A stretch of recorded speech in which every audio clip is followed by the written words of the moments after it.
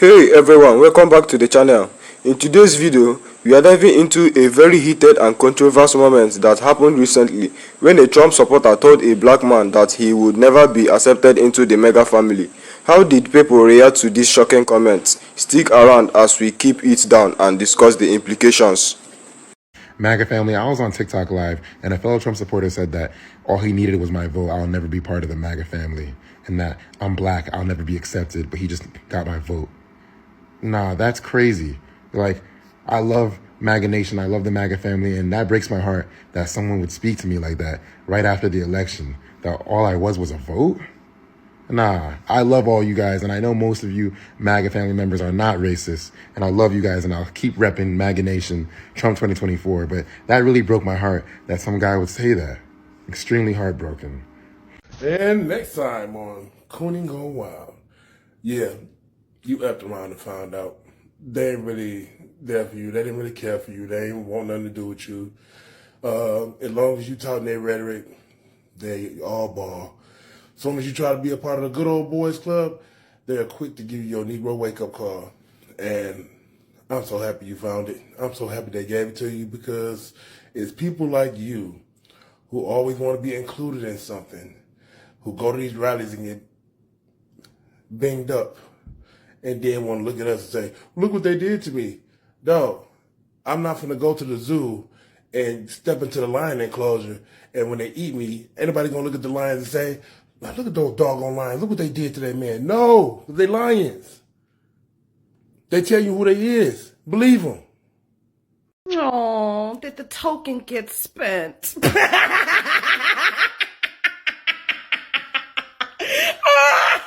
Trump supporters had a rally they called Unite the Right, where they flew Confederate flags. They flew Third Reich flags. They marched around talking about how they would not be replaced. And you thought you were on the same team. The Confederate flags weren't a giveaway. The Third Reich flags weren't a giveaway. Who do you think they're afraid is going to replace them? Because it's not just people who look like me. It's also people who look like you. The right-wing great replacement rhetoric led to the shooting in El Paso against people who look like me, and then later in Buffalo against people who look like you. But you thought you were on their team. You really thought you were invited to the Fourth Reich. So you thought you was gonna be part of their family, and they duped you with a false adoption. Well, baby, that ain't my problem. That's your problem. What you gonna do about it? What are you gonna do about it? Tell me what you gonna do about it. At the end of the day, I wouldn't want to be part of them motherfuckers, because at the end of the day, Donald Trump still got cases against him for doing all that sexual shit against these women, white women at that. And the white women that voted for him, them bitches psycho. But all I know, they suffer from Stockholm syndrome, just like your ass. But anyways, you fix that problem. Have a good day. Folks, this is what fuck around and find out looks like. And you know, if it was purely about ignorance, that might be one thing. But those of us who know and are aware know that this is about proximity to whiteness. Oh, I want to be just like you. Let me be just like you. How? God, how in the world did you think it was going to turn out, dumbass? That there is a crock of shit. That's the problem. People like that are the problem. Brother, you are part of the MAGA family. You did your part just like the rest of us. You believe in freedom. You gave your vote and you gave yourself to this movement. And this movement supports you. Don't you dare listen to a goddamn one of them. Don't listen to a person that wants to say some shit like that. That's a bot. That is a leftist. That is someone trying to get you to sway for the next election. Absolutely not. You're part of this movement. Let's go. I'm with you. We're all with you. Love you, brother. Holla. What up, fam? Don't sweat that small shit, son. Real shit. We love you, dog. And we got you all day. Don't even worry about what other motherfuckers got to say, dude. Because if somebody tells you that, one, they ain't your friend. If you consider them a friend, they ain't your friend. So, I don't even know. But, don't believe that shit. Don't believe it. It ain't true. I don't even know how somebody had the cojones to fucking say that. But, yeah, dog, don't even sweat that shit. Like,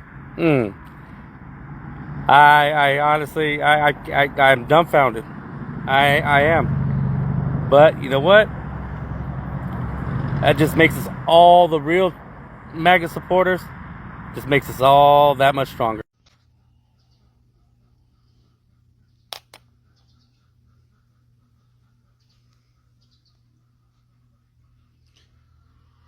That was a fake MAGA. Ain't none of the guys like me gonna tell you that shit. That was a fake MAGA. No. We don't give a damn about that bullshit he spewed. You're a MAGA. You're a supporter of what this country believes in.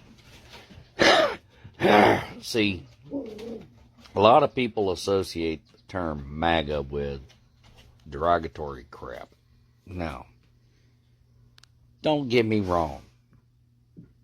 I'm a Texas boy. Donald Trump's a New Yorker.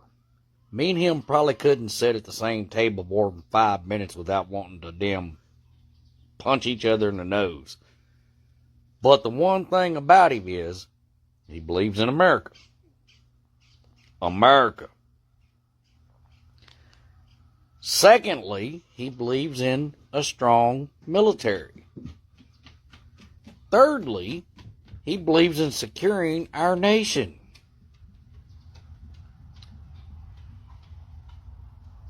Any of those say anything about race, color, creed, or nationality? Not a damn one of them. So whoever this person was that disrespected you like that, they were fake. Enjoy your day. And sit confident that guys like me appreciate you being a part of what we believe in. Have a great day. As somebody who used to be a Christian nationalist, this is exactly what I was worried about. A little backstory on me so that you know, where I'm coming from when I'm saying this to you. The state took me from my indigenous biological mother and her mixed family and forced me to live with my white step-grandmother, who is from Kentucky, who is a fake Christian, and held triple K beliefs. You see, all of the things that MAGA believes, those beliefs existed before Trump. Before Trump, I called them Southern Baptists, or Triple K, or Christian extremists, or Christian Taliban, fake Christians, Nazis. I called them so many things.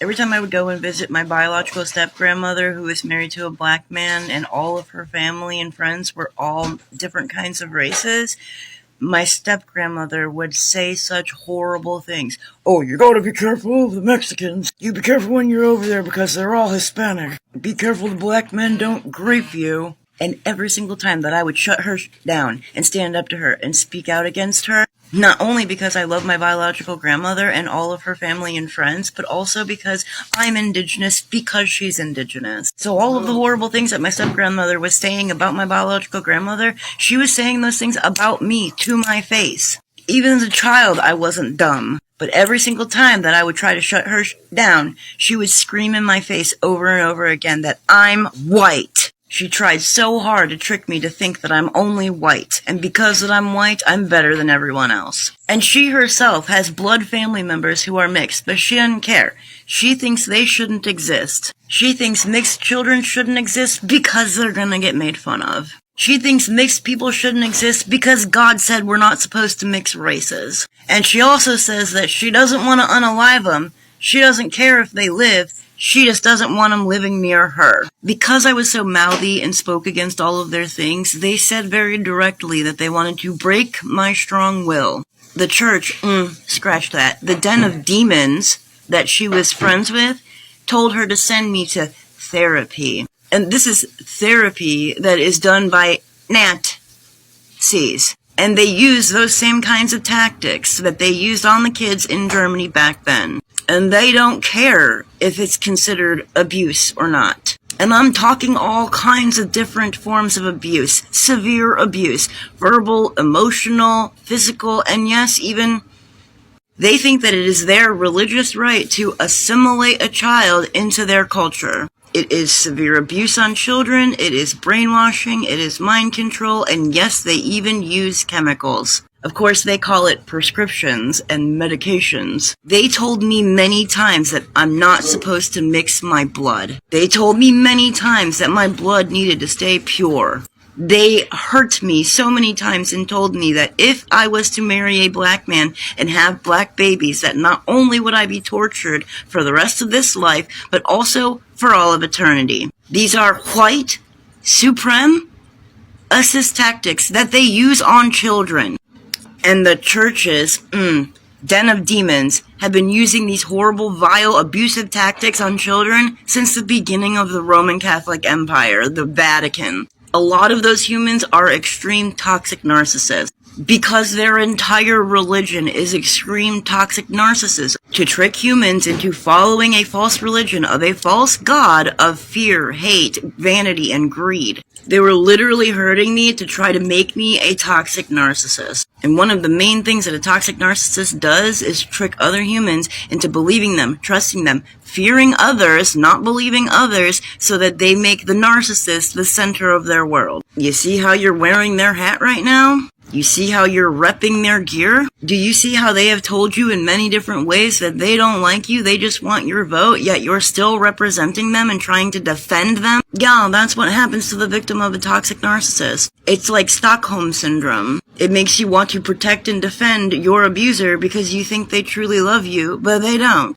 There were many times that the black community should have realized, like when he called things black jobs, or when he says, do they want the white president or the black president? I think they want the white president. Or when Trump literally said, I don't care about you, I just want your votes. And trust me, because I've been there, I know how you want to keep your faith in them. But now that you've seen and heard the truth, you're not going to be able to unsee it. And it's going to get worse, because the true racists in the group will become more emboldened. They will start saying and doing even more vile things. I'm surprised that you didn't get the text message from Trump supporters that was being sent out to all of the black Americans all over the country, telling them that they were being signed up for slave duty on a plantation, that they had to pick cotton. You need to get out of the MAGA bubble and start listening to what other humans are saying, especially humans who stopped following Trump. Toxic narcissists are real good at lying and putting their victims under a spell, putting an illusion over their reality, and that's what happened to you. The longer you try to deny it, the more heartbroken you're going to be when you start seeing all of the truth everywhere. Save yourself all of that negative energy and just face it now. Learn now.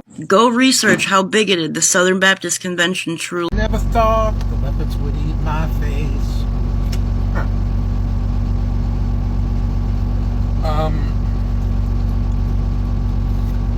Just curious.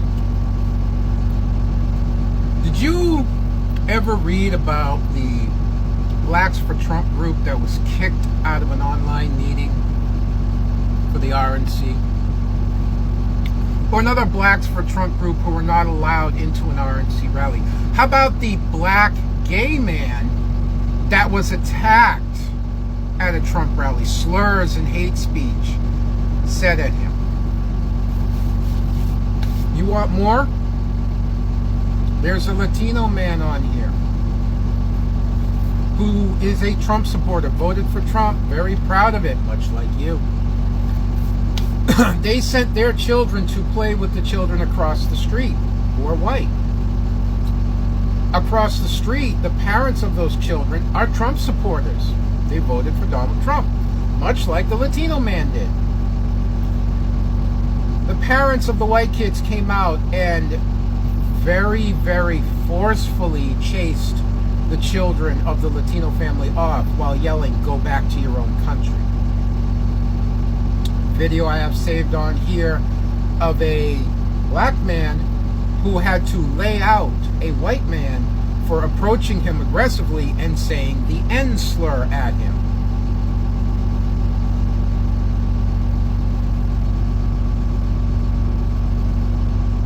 Y'all never learned. Y'all never stop. I mean, how about the text messages that have gone out across 12 states to thousands of black people telling them to get ready to go back to the plantation? And reality, a lot of people say, oh, I bet a Democrat, I bet this, but literally, one news station managed to find an actual name of somebody, called that somebody and asked them about it, to which that somebody said, oh, it was just a joke, and immediately hung up. Which is the Republican go-to excuse for the things they do. How about the "Your Body, My Choice" chant that's going around now?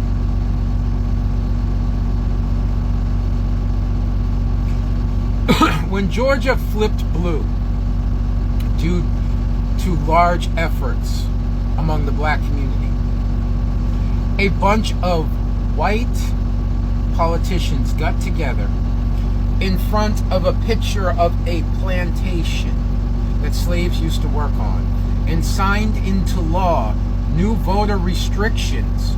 Mind you, they are now writing in voter restrictions after their state had flipped blue that unfairly targeted the black and brown communities that helped flip Georgia blue.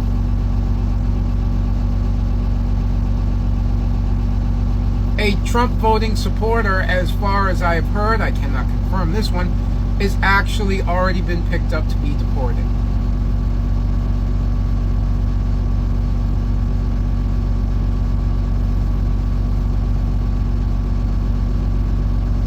And if you think you've done the will and the right thing for black women, keep in mind black women is the only demographic that voted in 2024 where Trump lost support. He lost support among black women. I may not need this running anymore. He lost support.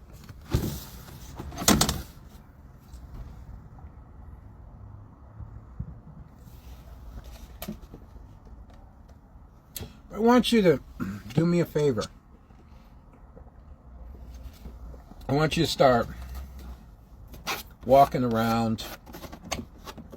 Go find yourself a Proud Boys rally. Go find yourself a Triple K rally. Go find yourself a 3%ers rally.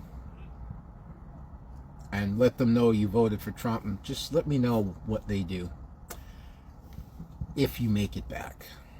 And I say that with no humor. That's reality. You take a look at all those groups that marched for the past 4 years in protest that supported Donald Trump. Tell me how many black people you saw among them. You wanted to be part of the pick-me crowd. You wanted to be the Cunesian. And now that they have what they want, they are done with you. You're the same as any Jewish person that helped the Germans back during World War II. Once they got what they wanted, they'll dispose of you. So don't come crying to us. Don't come crying to the MAGA family either. I'm left, but don't go crying to your MAGA family. Don't come crying to us. You are now by yourself. You are on your own. Wow, I have to say, hearing about your experience really hits home. It's one of those moments where you feel like, wow, did that just really happen? And I'm sure that is exactly how you felt when you were told you did never be accepted into the MAGA family just because of your race. It's one of those things that makes you think about the complexities of identity, politics, and the divisions we faced in this country. For starters, the statement that someone would say to you, since you are black, you will never be accepted into the MAGA family, is such an unfortunate and misguided assumption. It assumes that one's race automatically defies their political ideology, and that it's impossible to be a part of a political group if you are a certain race. But that is simply not true. There are people of all races, backgrounds, and cultures who support Trump and the broader MAGA movement, and their reasons are varied as any other political group. To try and pigeonhole someone just based on their skin color is not only wrong, it's incredibly narrow-minded. But what really gets to me about this is that it reveals a much bigger issue that exists both in the political world and in society in general. The tendency to view people through a lens of stereotypes, assumptions, and labels. People often think they can predict how someone will think, vote, or act just by looking at them. We are seeing this on both sides of the political spectrum. Honestly, there are people who assume that because someone is black, they should automatically be Democrats. And then, on the flip side, you have got people who think that anyone who supports Trump has to fit a very specific mode of what a Trump supporter is supposed to look like. But the truth is that everyone's political journey is deeply personal. People support Trump for all sorts of reasons, from his policy on the economy, to his stance on immigration, to his promises about standing up for American values. For you, being black and being a Trump supporter, that's your personal choice and no one else. It's about what resonates with you and how you believe things can be better for the country, for your community, and for yourself. It's about values, not about meeting anyone's expectations of what you should think or who you should vote for based on the color of your skin. And I think what is so powerful about your experience is how it forces us to confront these rigid categories that people want to put us in. It forces us to ask, why do we need to categorize people this way? Why do we need to assume that people of color can't be part of the MAGA movement? We shouldn't be telling people that they hasn't welcome somewhere based on their race, background, or any other sufficient trait. What matters is what people believe and the actions they take based on those beliefs. I also love how you are not backing down from the challenge of being who you are and embracing your identity.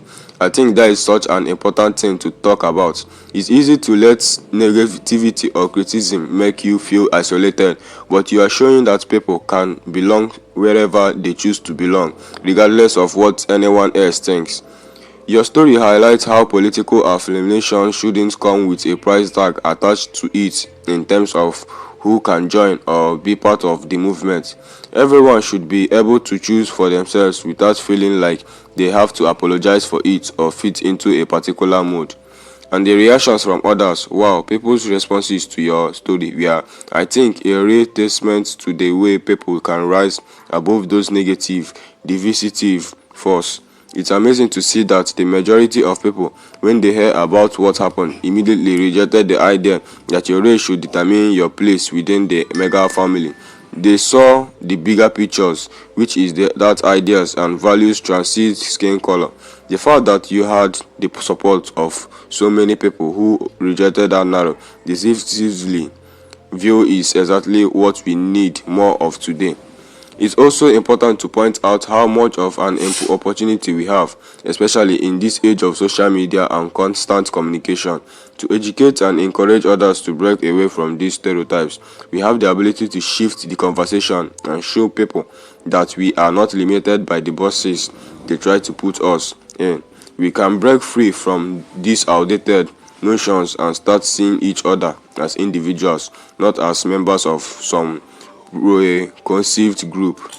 Your experience is also a reminder of the importance of having open, honest conversations. It's easy to stay in echo chambers where everyone thinks the same way, but real growth happens when we challenge each other's assumptions, engage in thoughtful debates, and listen to each other's personal stories. Politics is so much more than just voting or shouting slogans. It's about understanding people's lived experience and figuring out how we can all work together to create a better future, no matter our background or race. I also want to touch on something you mentioned, which is how you are now thinking about this whole situation differently. I think it's clear that while the comment was thoughtful and misguided, it has also sparked a greater sense of self-awareness and empowerment for you. You are now even more determined to break the boundaries of race and politics, to show that we don't have to fit into a narrative that others write for us. That is such a powerful takeaway, and I'm sure your journey will inspire others to do the same. The more people speak out, stand firm in their beliefs, and refuse to be silenced by narrow views, the stronger and more unified we will become. Lastly, your experience is a great example of how we can take a negative situation and turn it into an opportunity to educate, uplift, and inspire. So many people have been in your shoes, facing similar forms of exclusion, and seeing someone like you speak out and take control of your own narrative is truly inspiring. To wrap this up, I think the most important thing we can all take away from this is that no one has the right to tell you where you belong or where you should be based on your race, your political beliefs, or anything else. We should all be free to make our own choices, pursue our own beliefs, and be accepted for who we are, not the labels others try to place on us. Thank you so much for sharing your story. It's a reminder that we all have the power to break through the walls of division and create a more inclusive, understanding world. Keep standing strong and keep showing people that we are all capable of being part of whatever community of movement we choose, regardless of what others may say. Thank you for watching, and let us continue this conversation in the comments below. Let us share our thoughts and perspective with one another. Don't forget to like, subscribe, and hit that notification bell to stay updated on the story and more. I will see you in the next video.